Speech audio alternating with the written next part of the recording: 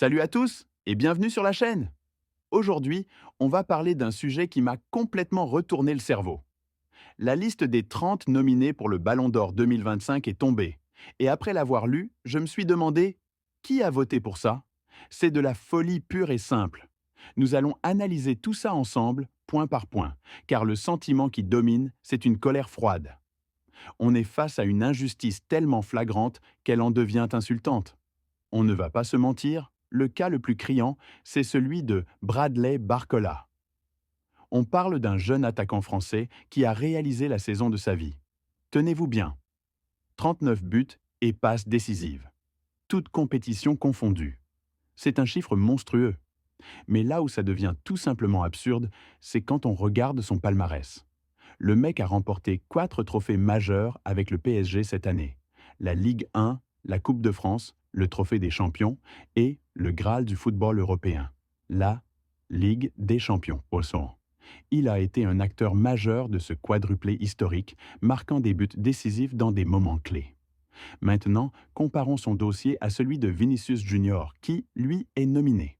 Le Brésilien a une belle fiche individuelle avec 36 buts et passes décisives. On ne peut pas le nier, il a été un atout pour le Real Madrid. Mais collectivement, zéro titre majeur pour le club. Ils ont été éliminés en quart de finale de la Ligue des Champions par Arsenal. Une performance qui laisse à désirer. Alors, comment peut-on justifier une telle décision? Le Ballon d'Or est censé récompenser le meilleur joueur sur l'année en tenant compte des performances individuelles ET collectives. Là, les critères semblent avoir été oubliés. Est-ce que le fait que Vinicius joue dans une équipe aussi prestigieuse que le Real Madrid influence le vote? C'est une question légitime. Et le problème ne s'arrête pas là. La liste est truffée de choix incompréhensibles. Prenons l'exemple de Virgil van Dijk, qui est nominé. C'est un grand défenseur, c'est certain. Mais est-ce qu'il a réalisé la meilleure saison de sa carrière? Non. Est-ce qu'il a été plus performant qu'un William Pacho? A été un véritable rock, un leader indéboulonnable, avec des statistiques défensives époustouflantes qui ont permis à son équipe de réaliser une saison solide. C'est le genre de joueur qui mérite sa place dans cette liste, pas de la laisser à quelqu'un sur sa réputation. On peut aussi parler de Jules Koundé et Ferran Torres, du FC Barcelone, dont l'absence est tout aussi choquante. Koundé a été un roc en défense, solidifiant la ligne arrière des Blaugrana, tandis que Torres a souvent été l'homme providentiel en attaque, marquant des buts cruciaux dans des matchs décisifs. Leur exclusion soulève des questions sur les critères de sélection utilisés par les votants.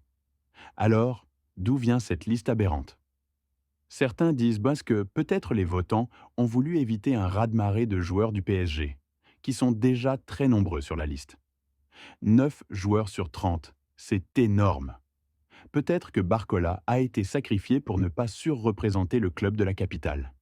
Mais si c'est le cas, alors pourquoi ne pas avoir retiré un joueur moins méritant pour laisser la place à un vrai champion comme lui? Au lieu de Vinicius, on aurait pu mettre un joueur qui a brillé, qui a été décisif. Pourquoi pas Ferran Torres Cos, qui a été excellent au Barça. Sa saison était bien plus solide que celle d'autres joueurs de cette liste. C'est ce genre de choix qui me fait dire que le jury a été guidé par la notoriété, par les noms ronflants, plutôt que par les performances réelles sur le terrain. Cette liste du Ballon d'Or 2025 est une véritable farce.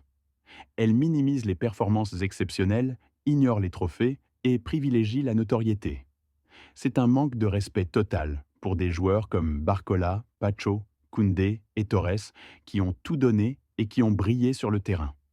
Nous devons également réfléchir à l'impact que de telles décisions peuvent avoir sur la carrière des joueurs. Être nommé pour le Ballon d'Or est un honneur qui peut influencer les contrats, les sponsors et la perception publique. Ne pas être reconnu pour son travail acharné peut démoraliser des talents prometteurs. Qu'est-ce que vous en pensez?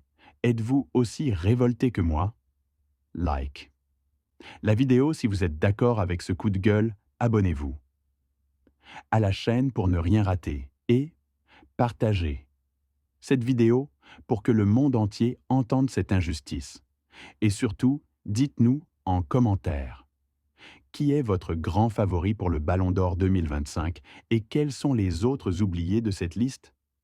Je suis impatient de lire vos réactions et d'en débattre ensemble.